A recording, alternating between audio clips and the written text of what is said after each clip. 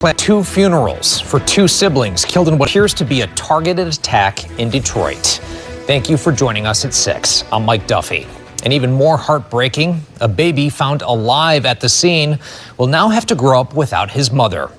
We first brought you this double shooting on McKinney Street as breaking news last night at 6. 9 fatal sounds, a distinct, calculated pause, then 3 final sounds.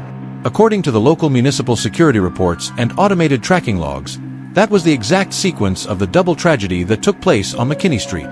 That specific pause tells you everything you need to know about the premeditated mindset of the individual responsible for this loss of life. This was not a random altercation where people were caught in a crossfire. This was a calculated, planned tracking of a target with a clear robbery motive, aimed at stripping a man of his property and his status. But what makes this situation truly devastating is the person who was sitting in the second vehicle. A 27-year-old young mother named Rita, who was entirely removed from any online dispute, made no threats to anyone, and was just 1 month into the beautiful journey of motherhood. How does an online live broadcast turn so cold that a newborn infant is left looking through a window shattered by an intense altercation? Let's talk about the evidence the authorities recovered, and what really led to that afternoon. Today, we are sitting down together as a community to look at a reality that has become far too common in our modern society. The exact point where the digital screen completely shatters and hits the concrete. We are discussing a case out of Detroit's East Side that took place on May 20th, 2026. It involves a highly public online dispute, a devastating double loss of life, and a 1-month-old infant left in the crosshairs of a conflict that should have never left a phone screen. We are going to lay out the background context, examine the video evidence that the perpetrator likely used as a roadmap, walk through the actual tracking of the victims, and look closely at the community impact.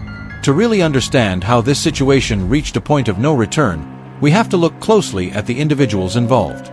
The first person we need to talk about is 33-year-old Ray Johnson. Ray was a man deeply embedded in his local community, known well on the streets of the East Side, but he also maintained a very heavy, constant presence on social media platforms.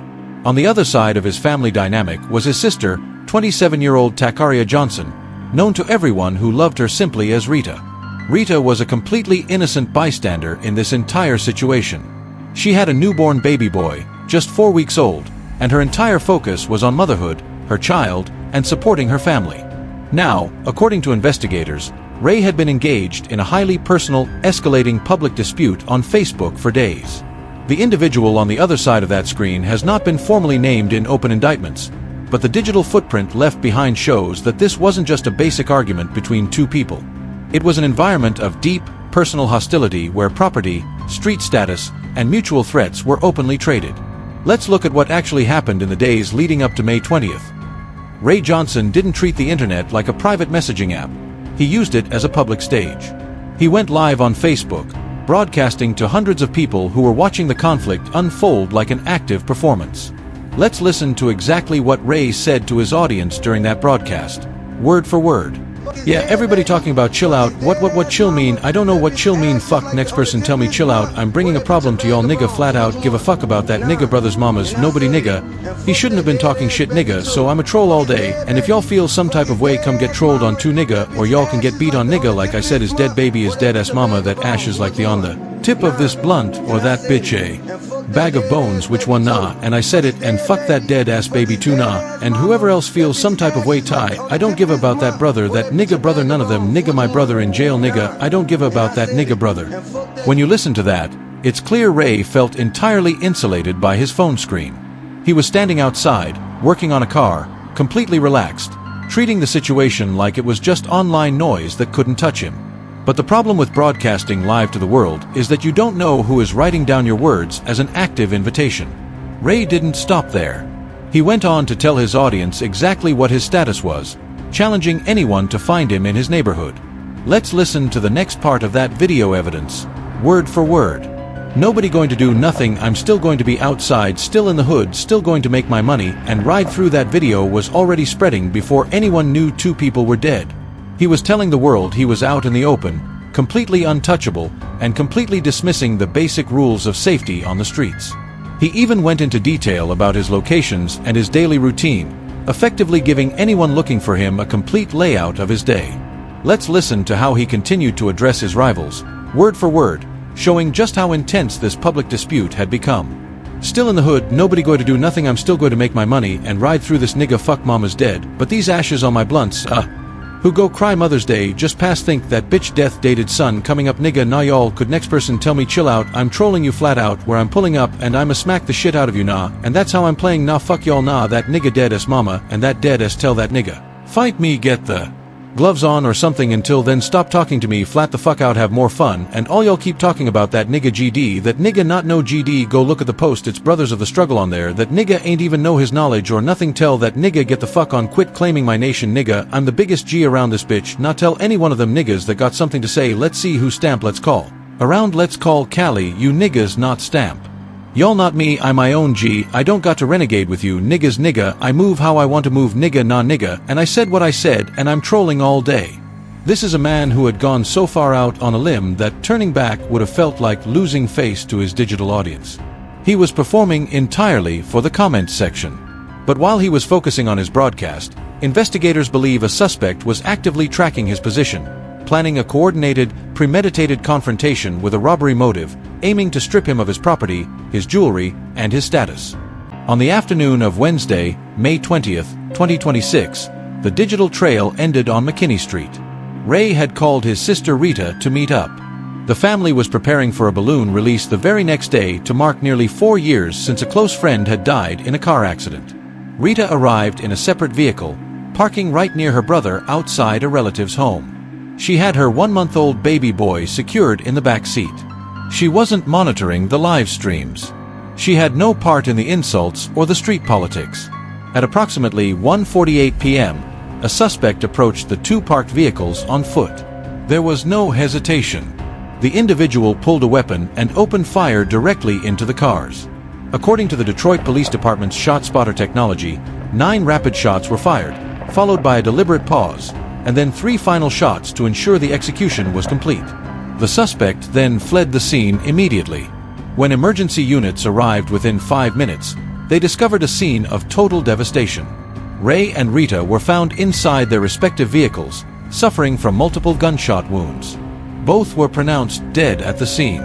But when officers looked into the rear of Rita's car, they found the 1-month-old infant completely unharmed in his car seat, surviving a barrage of gunfire that riddled the driver's side doors.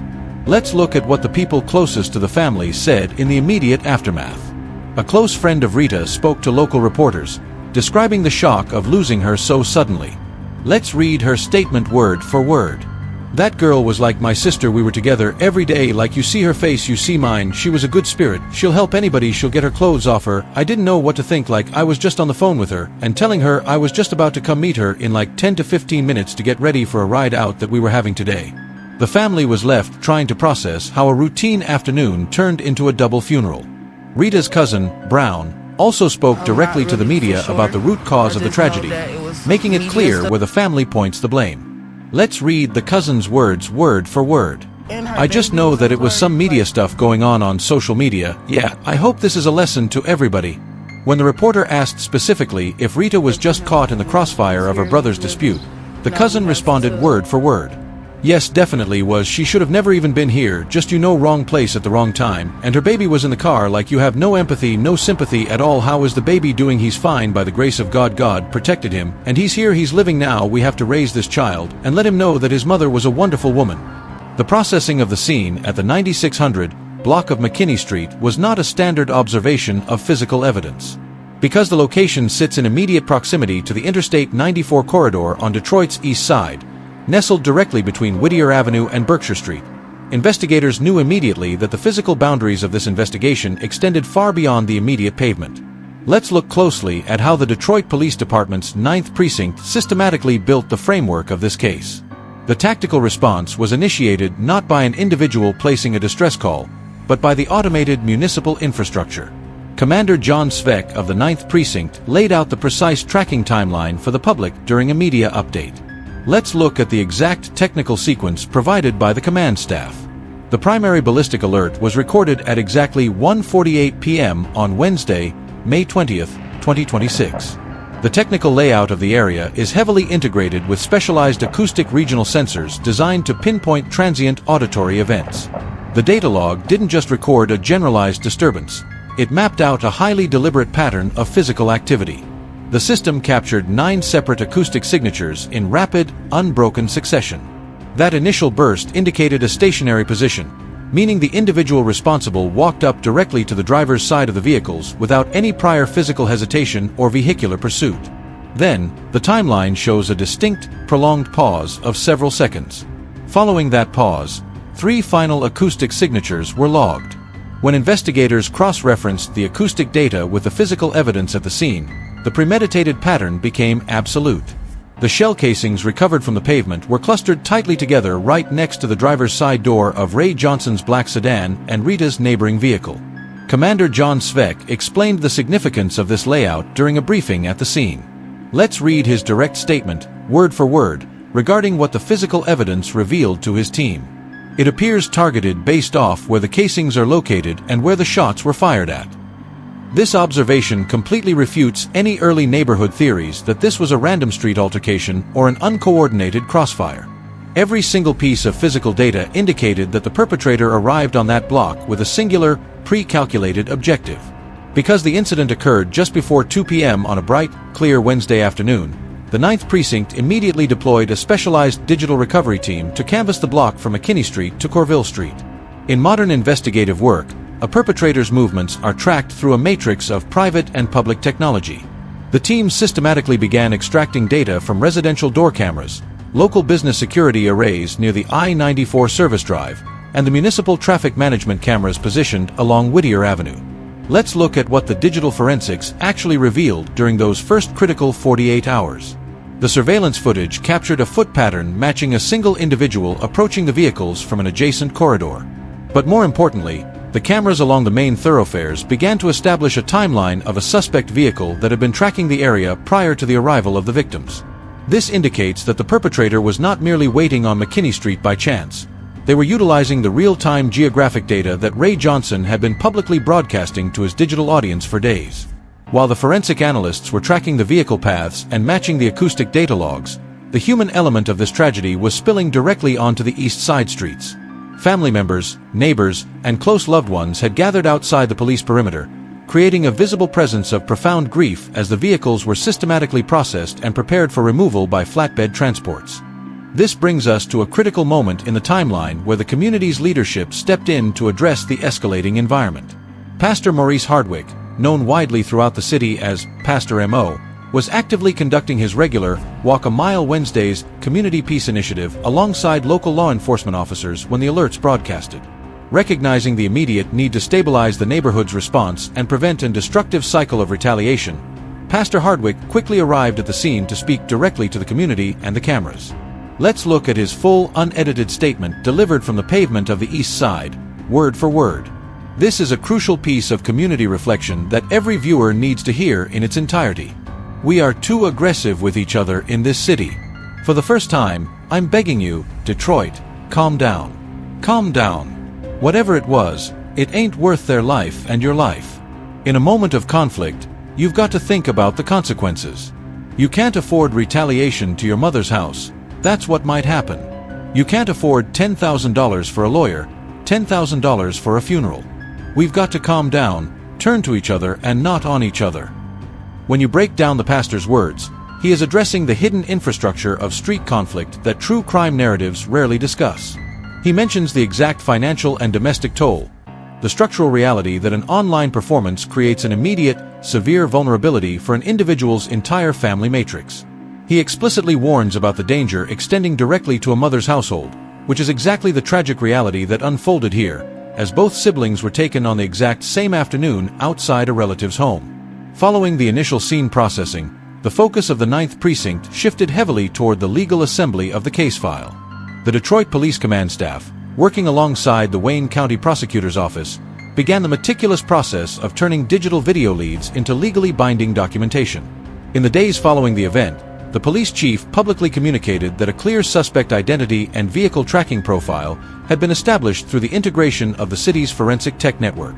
However, to ensure a seamless presentation before a grand jury, authorities have maintained an open line of communication through the Crime Stoppers regional network. The operational campaign emphasizes absolute anonymity, utilizing the established 1-800 Speak Up tip line to gather the final pieces of corroborating neighborhood testimony regarding the footpath of the individual who fled toward the I-94 corridor. This brings us to the deeper, structural conversation that we need to have as a community here on True Crime TV Network. This case forces us to analyze a profound cultural shift in how human conflict operates in the digital age. Historically, a personal dispute between individuals was limited by physical geography. It required proximity, and it had a limited audience. Today, digital platforms have created a reality where an individual can project a performance of complete, absolute defiance to an infinite audience while standing completely exposed in their own backyard. Let's look at the absolute disconnect that occurred in this case. On one hand, you have the digital archive, hours of high-intensity broadcasts where Ray Johnson is interacting with a text feed, laughing, working on a vehicle, and treating the threats from his rivals as abstract data that couldn't cross over the screen. On the other hand, you have the physical reality, a quiet residential street, a young sister arriving simply to assist her family with a memorial balloon release, a newborn infant resting in a car seat, and a physical individual walking down the street with a calculated plan to execute a robbery and a targeted assault. The screen creates a false sense of security, an illusion that because you are behind a lens, you are insulated from the concrete rules of survival. But the cold truth of this case is that what is put into the digital cloud now carries a direct, physical navigation route. The individual who pulled the trigger didn't view the live stream as entertainment. They viewed it as operational intelligence. And the ultimate consequence of that performance didn't fall solely on the person behind the camera.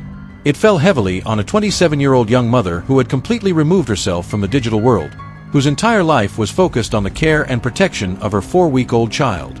I want to open this up directly to our True Crime TV Network community for a serious, analytical discussion. When the boundaries between the internet and the street corner completely disappear, how do communities begin to educate the younger generation about the absolute reality of their digital footprint?